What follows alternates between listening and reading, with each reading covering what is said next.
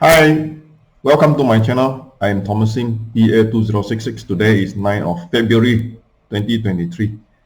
I'd like to do a extension carry on from the previous Fine Hui series on foreigners on the subject of MM2H because there are some changes in East Malaysia side, Sarawak and Sabah after the revamp earlier on in October 2021 they started the revamp, and now we are at 2023.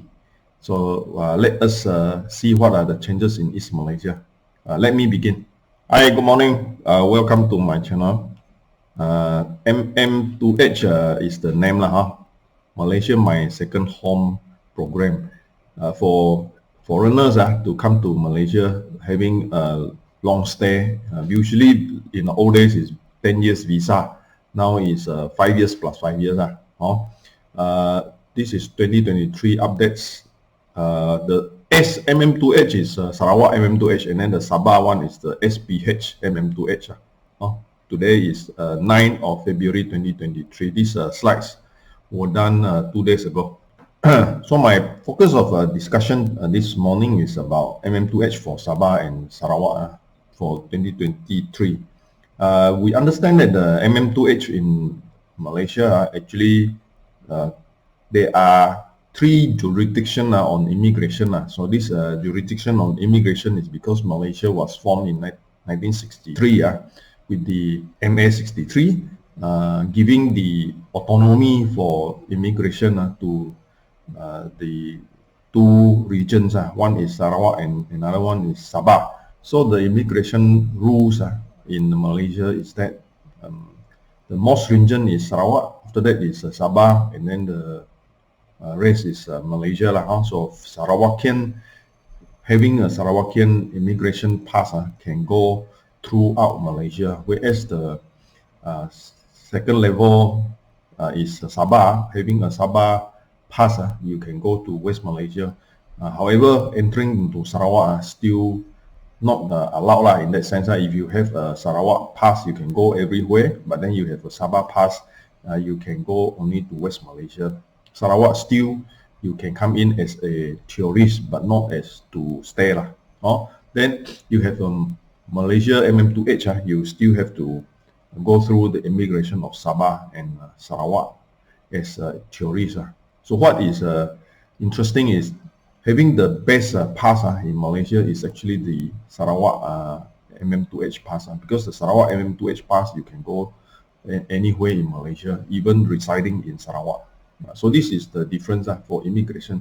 So for Sarawakians who are studying in West Malaysia or working in West Malaysia, they do not need to apply for any work permit or pass.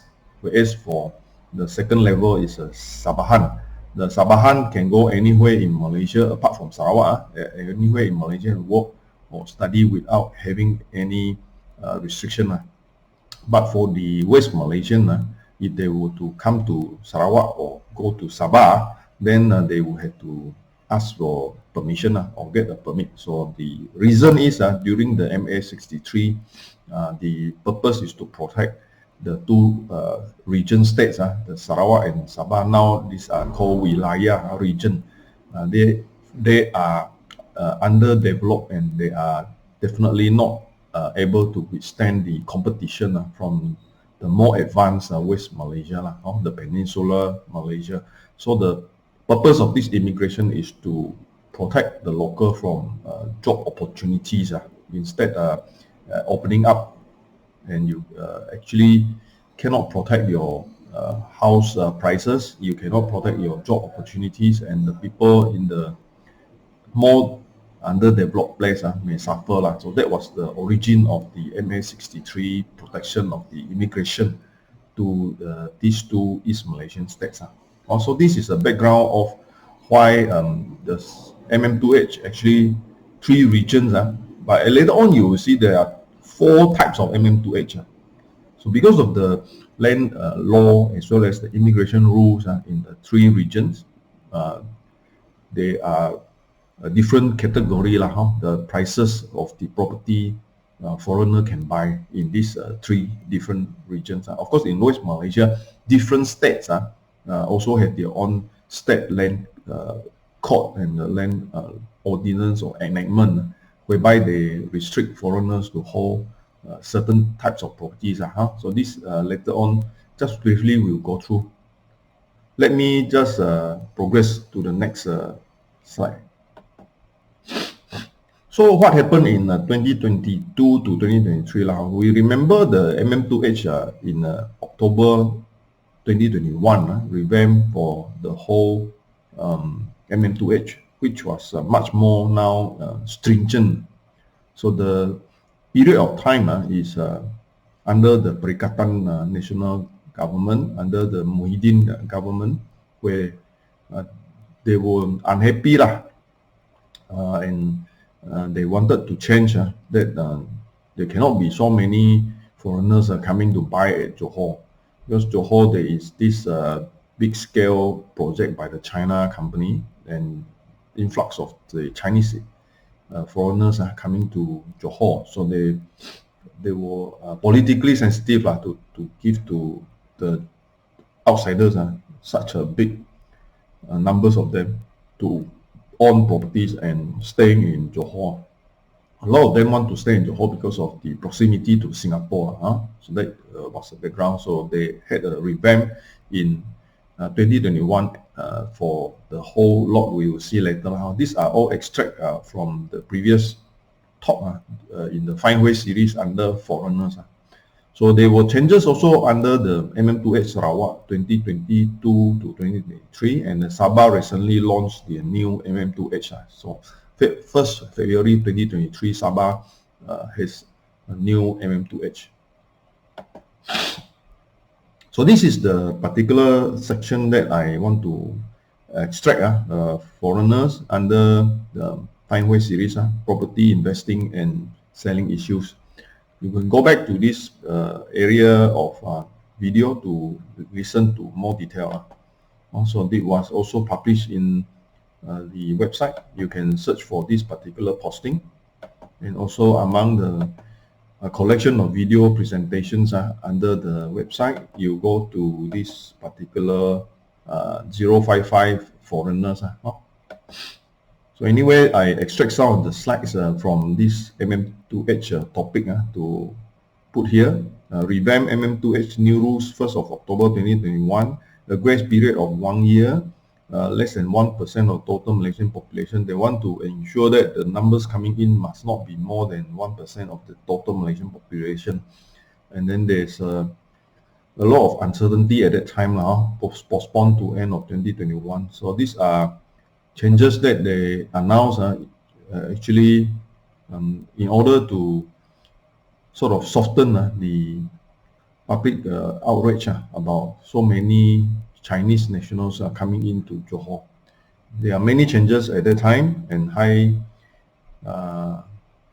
noise level.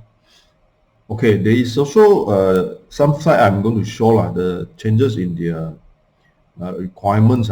Many of these requirements has actually been lifted to much stringent high income bracket of the foreigners only.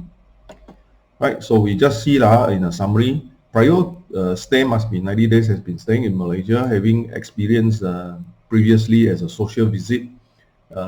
Age, there are two categories, more than 50 years old and less than 50 years old. 1 million fixed saving. Last time was only 150,000 or 300,000, but now increased to 1 million, and 1.5 million liquid assets in the case that you can show you hold stock, you hold mutual fund saving, whether Malaysia or overseas, but must be more than 1.5 million. Those years where the old MM2H, this was loose in that sense. So a lot of people like to come to Malaysia because easy to qualify for the MM2H program. But now with these changes, it's harder and harder to qualify to become MM2H. And looking at that, the way to still continue staying in Malaysia is to get MM2H Sarawak or MM2H Sabah. because these two regions, the requirement is much lower, and getting the stay in Sarawak and Sabah at the same time flying to Peninsula, that would be a wise strategy lah, for those who are already MM2H staying in Malaysia, wanting to continue staying here. So other than the fixed D and the proof of the liquid assets, there's also requirement of the income. In the old days, requirement of income is 10,000 Malaysian ringgit monthly income, and now increased to 40,000. So of course, a lot of these retiree person, they cannot achieve the 40,000 Malaysian ringgit. Of course, if you change it to USD, that is only about actually less than 10,000 USD per month of income. So in the old days, is 10,000 Malaysian ringgit, then it's only about, divide by 4, it's only about 2 point something thousand USD per month income. So that is very easy to qualify. But now with this level of monthly income to be shown for application is much higher. There's also processing fee, much higher processing fee, and pass fee. Last time only 90 ringgit, now it's 500 ringgit. This pass fee yearly is not really an issue, because they will pay for 5 years one go, and normally 500 ringgit times 5, 2,500 ringgit for a 5-year stay is a very reasonable amount. So the other differences maybe more to the local setting, like how many days you want to stay in a certain place. You have to keep that particular record so that you can continue staying in Malaysia. So this is a requirement by each MM2H. So the one that I'm showing you now here is the MM2H Malaysia, West Malaysia side. Later on we'll see the MM2H in Sarawak and Sabah. So specifics for Sarawak, the residential property requirement to buy a property is actually cheaper than the rest of the Malaysia. Or in other places it's 1 million, 2 million. And Malaysia, probably in Penang and in Selangor, KL, there's of course the high property price. But for Sarawak, for the major town in Kuching, is only 600,000 and above. Outskirts is in fact less than that, 500,000. Strata title, no restriction. Residential, landed, and some of the commercial strata title, also no restriction. So the foreigner investing into Sarawak thinks about issues like this. Our MM2H program for the younger one will come here for medical and education, for the reason that they have elderly parents, or the dependent who enjoy the medical and the education. And then the requirement is that the senior ones are above 50 years old, they come in as to enjoy their retirement stay. Those who are younger can come in and traveling between their businesses to encourage business coordination. And the requirement also include the letter of good conduct, LOGC, from the previous employer or the current employer in your home country. So if you are, let's say, a retired teacher, then you would have to get a letter of good conduct from your headmaster or principal of the school that you work for. And if you are still working in say in a certain sector, then the letter of good conduct come from the head of department of that office. Of course, no criminal activity. If there is a record of criminal activity and also for the purpose of terrorism issue, then visa will not be issued or will be revoked.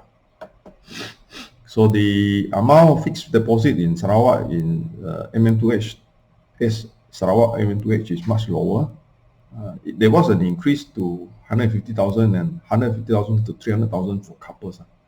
So now the standard is 150,000 for single, and then couple is 300,000. Of course, there are challenges. You have to look for your source of income for buying property here lah. So coming up with 600,000 and above cash to buy a property may not be everybody can afford in even converting to USD lah. So some of these expatriate or those who wants to come here and retire, they may just rent a place. However, they may rent a place for a few years maybe, and then later on buy. All right, there are of course good choices like strata property, which are not expensive. 600,000 strata property in Kuching is very easily you can get. Maybe made into 3 parts payments, 200,000, 200,000, and 200,000. The agency can help up, of course, can come to the estate agency, and there are also the MM2H agents, approved agents, who can help on coordination of purchasing a property. Okay, we move to Sabah, MM2H. Sabah recently actually approved a new MM2H Sabah, which is on the 1st of February 2023, just a few days ago. And this is about deposits that they needed, and the numbers of days is to be exact, 30 days, with the purpose that if you hold a MM2H Sabah pass, you can actually travel around. You may not want to stay in Sabah for the whole year. You have to have a minimum of 1 month stay in Sabah. So you may have bought a property in Penang or in KL, and then now you become an MM2H holder for Sabah. You can still travel from Sabah to Penang or KL as your preference, and however you hold the MM2H Sabah. But buying a property, 600,000 apartment property, must be Sabah, must be from Sabah. So you can buy a property in Kota Kinabalu and stay there. At the same time, you may travel and rent a place in Penang or Kuala Lumpur. So up to you lah for your traveling convenience. This really is a much affordable range for a foreigner who wants to continue residing in Malaysia. So this is the extract from the various newspaper for the announcement on the MM2H Sabah, the new MM2H on the 1st of February 2023. So I just revisit the MM2H Sarawak. There were some changes. So this was the new change in September 2020. MM2H in Sarawak is very much under the Ministry of Tourism, Arts and Culture Sarawak, MTech, we call MTech. So the part is from increase from 350,000 to 600,000 for Kuching division, and from 300,000 to 500,000 for other division in Sarawak. So this part, especially buying property which are at this amount, you have variety, landed property as well as strata, the apartment condominium type. So as MM2H pass holder need to stay minimum of 15 days only. So you actually just need to stay for 2 weeks in East Malaysia or Sarawak, and then you can travel around. You want to stay in KK, you rent a place in KK, or you want to rent a few places in Penang, Malacca, or Kuala Lumpur, Selangor. You can travel because the pass can go anywhere. Sarawak has as I mentioned in the earlier beginning of the talk, has the strongest immigration right to travel throughout Malaysia. So this is also a 5 plus 5 years. So 5 years visa, after that renew to another 5 years. So the visa pass per year is 500 ringgit, which follows the whole Malaysia. Everywhere is 500 ringgit for the visa pass per year. So establishment of one-stop center on this SMM2H application can go through the agents. Last time they need to have a sponsor. So the sponsor has to be a Malaysian Sarawakian residing permanently in Sarawak. Here now they have opened up a bit so that they allow the agents, MM2H approved agents, to become like a sponsor also for the foreigner who wants to apply for MM2H. Can contact us, can contact me directly to look for this MM2H agent. The MM2H of Sarawak also talk about the 40 to 50 years old, and now even the 30 to 50 years old, the younger group of foreigners who wants to come here. The purpose is to encourage them to bring their senior parents for medical tourism, as well as their kids, their children for the local education. Like we have the Swinburne University or Curtin University, which are the Australian or university branches in Kuching and Miri. So the encouragement is given for them to come here and study, or to come and for medical tourism. So medical insurance, and also to qualify, must go through the various steps. There are agents that can help you on this. So this is a detail. 50 years old and above, no problem, who are coming in as a retirement planning for the enjoyment of this region. Application of 40 to 50 years old need with investment in real estate for residential purpose for 600,000, or application who are 30 to 50 years old undergoing long-term medical treatment or have children studying in Sarawak. So this is what I wanted to highlight. So it's not that you must be 50 years and above. You can be younger, but you need to show to the authority here for approval that you have a reason to come here. Now, many of them come here for purpose of the medical tourism, as well as for relaxation. Basically, Sarawak is a very slow pace type of living, and a lot of culture and a lot of food. Let me progress.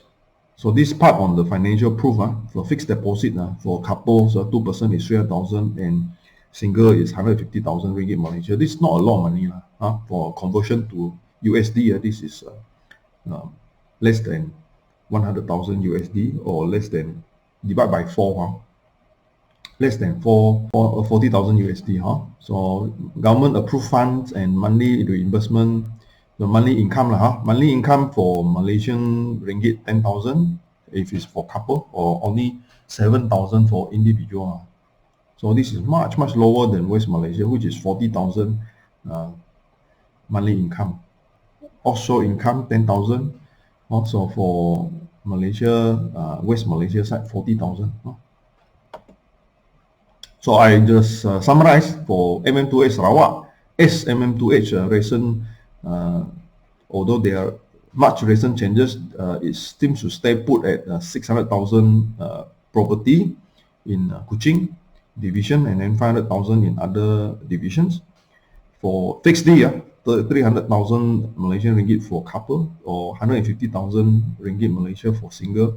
Letter of good conduct. Income to show is for couple is 10,000, or income to show for single is 7,000. A minimum of 15 days only in Sarawak, and 5 plus 5 years of visa. Age group 30 to 50 for medical tourism or for education for the children, and then more than 50 years old, no limit. Can MM2H stay out of Sarawak? This one I want to show you, just to say that it is not just hearsay, but it is extract from the published data. Minimum 15 days per year in Sarawak. MM2H Sarawak pass holder can live anywhere in Malaysia, but they must fulfill a minimum stay of 15 days in the year in Sarawak. So that means you get a MM2H Sarawak pass, and you stay in Kuala Lumpur for the remaining of the year. Only need to come here for 2 weeks, 15 days. So this is the various MM2H. I collected it from a publication in a newspaper. So this I show it to you. They are actually comparing to different countries. There are 4 different types of MM2H program. One is the MM2H Malaysia, one is the MM2H Sabah and Sarawak, and then there's another one called the MM2H PVIP. So this you can see the various differences. The 5 plus 5 years is common for every MM2H Sabah, Sarawak or Malaysia. Is a unified way to give a visa. However, the MM2H PVIP, actually I read somewhere it's 20 years plus 20 years. So this is for those who are really VIP, high level VIP level of person who already probably got businesses and even conglomerates in Malaysia. Also, this part I want to highlight. Malaysia also recently launched the premium visa program, PVIP, for those layer, 20 plus 20 years visa. On 1st of September 2022, Malaysia introduced a premium visa program, PVIP, to attract foreigners to invest in Malaysia and reside in the country for 20 years with a renewal option for a further 20 years. So this is a premium VIP. So any updates we check with our agents, can check with the MM2H agents. So my comparison between the two stacks, MM2H Sarawak and MM2H Sabah, is the property price the same. You buy similar property price, but then Sarawak, Kuching, you can buy a better house at 600,000 compared to Sabah. Sabah is much more expensive, at least another 50% more expensive. So that means if you have a similar property in Sabah, it will cost you 150,000, whereby in Sarawak is 100,000. So this again, the lesser amount of stay for Sarawak is 15 days, for Sabah is 30 days. Couple is 300,000 in Sarawak, for Sabah is 200,000 fixed D, cheaper for Sabah. And you can actually partial withdraw in Sarawak, but it's not mentioned for Sabah. So Sarawak, you can partial withdraw after 1 year to buy property or buy car or buy any other big assets. Age group more than 50 years old, and if it's less than 50 years old, for education and medical, visa is 5.5 years. The rate of visa is the same, 500,000 Malaysia as well as in East Malaysia per year. So it's not a very big amount. 5 years is only 2,500 ringgit. So this is the direct comparison. Sabah side, I cannot get more detailed information, but roughly I guess they are similar treatments for different age group.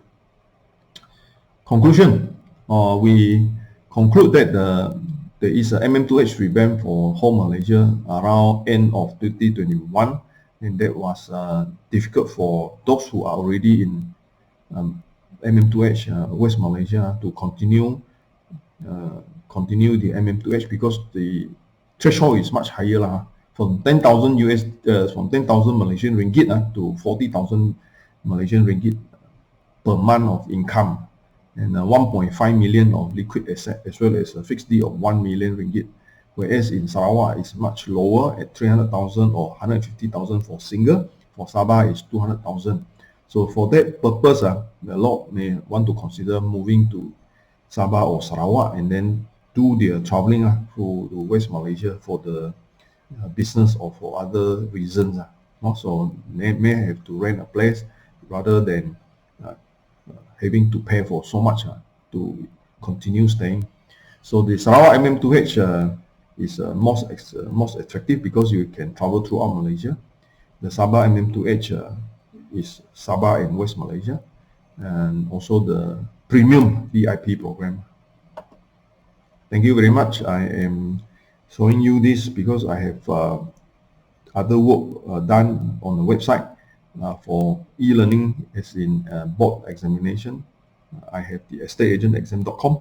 I have two advertising platforms. One is comparative index, as in contract2you.com, and the other one is the community of agents in geo-linking of businesses under findhui.info. I have 200 plus over video and write-up collections in the My Real Property Online.